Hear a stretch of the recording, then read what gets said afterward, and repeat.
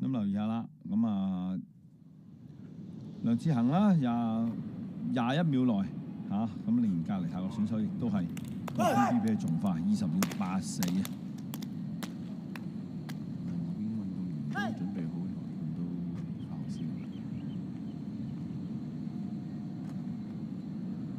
個彎就急啲啊！梁志恒嗰個線道第3線。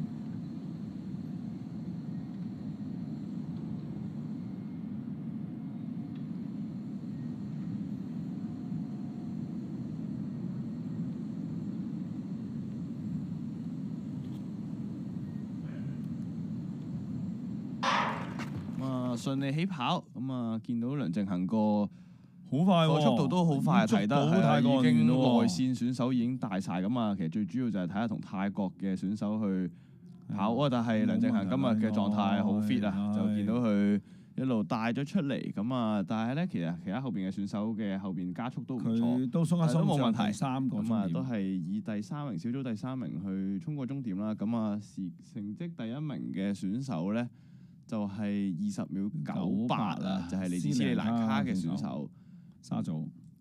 咁啊，韓國㗎應該，睇下先，中間個澳門啊，係啊，澳門嘅選手啊，係啊，就小組第2名梁樂係啦，就21秒14。咁接住落嚟咧，就係我哋香港隊嘅選手啦，梁正恒啦，咁就21秒18，咁都係冇問題啊，輕輕鬆鬆就入到去下一輪嘅 semi final 啊。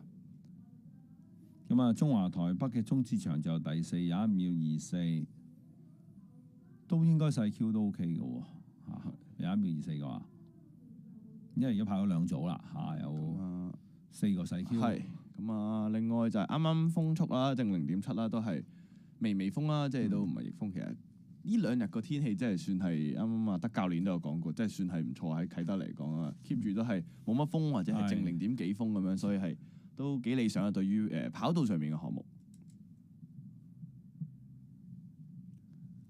咁啊跑完第2組，接住落嚟就去到第3組嘅200米啦。咁男仔亦都係有我哋嘅香港隊運動員啊，咁啊〜就係喺第4線